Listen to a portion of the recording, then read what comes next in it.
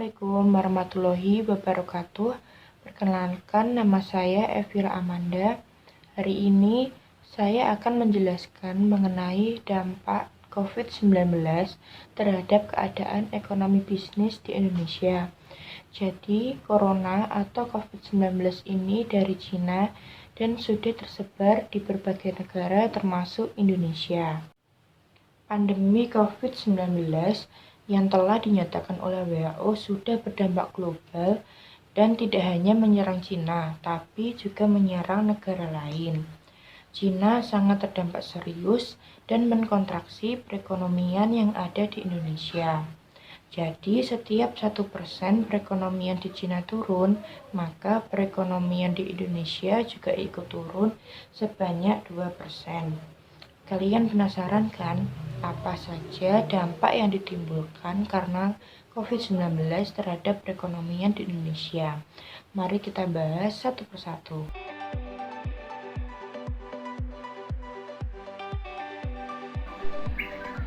Wow, harga tiket pesawat turun karena virus corona.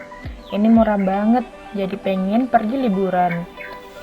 Tapi ini bukan waktu yang tepat untuk kita memesan penerbangan, dikarenakan takutnya akan penyebaran virus corona. Dan pemerintah juga mengeluarkan kebijakan untuk tetap tinggal di rumah dan tidak berpergian. Jadi stay di rumah saja. Menurut liputan6.com, gara-gara corona, industri pariwisata Bali anjlok sebesar 93%. Pandemi corona memukul keras pertahanan industri pariwisata di Indonesia. Dan Bali menjadi salah satu destinasi terdepan yang terhantam pukulan tersebut.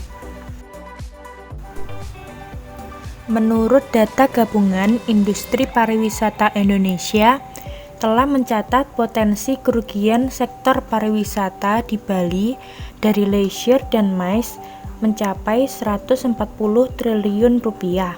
Wow, besar sekali ya. Dampaknya, tingkat keterisian hotel di Bali hanya mencapai 30% saja.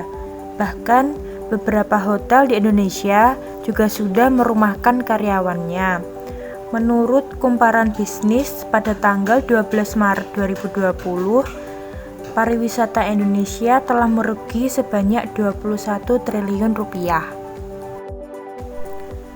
Tidak hanya itu, sebanyak 1.000 guide di Bali telah menganggur. Dan bisnis rental kendaraan, souvenir, dan restoran di daerah wisata juga terkena dampaknya.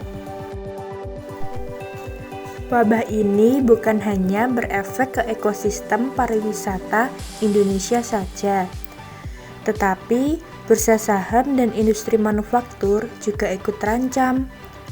Karena isu negatif corona, bursa saham Indonesia mengalami babak belur.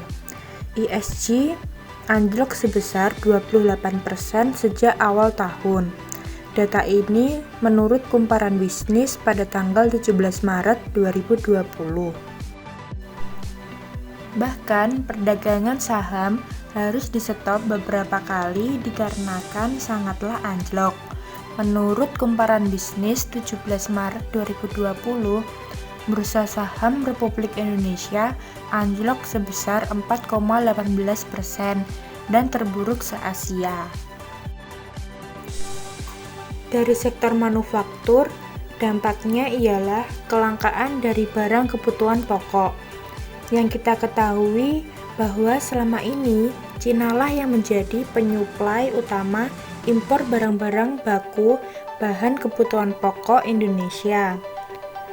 Sebanyak 74% bahan baku dan barang modal datangnya dari Cina. Karena itu, industri-industri terancam stok produksi. Oleh karena itu, pada akhirnya kita melihat beberapa kebutuhan kita yang terdampak. Terutama, kelangkaan dari impor bahan baku akan mengkontraksi kemampuan industri untuk kemudian berproduksi dan kemudian menciptakan nilai tambahnya. Bisa jadi kalau misalnya ini terjadi dalam jangka waktu yang cukup lama, akan berdampak secara negatif pada perekonomian Indonesia. Khususnya di sektor keuangan, ada dampak dari sisi capital outflow yang cukup signifikan. Hai, gimana? Kalian sudah paham kan tentang penjelasan tadi? Dengan begitu, kita berharap dan berdoa agar perekonomian di Indonesia segera membaik dan pulih. Dengan begitu, saya akan mengakhiri penjelasan ini. Wassalamualaikum warahmatullahi wabarakatuh.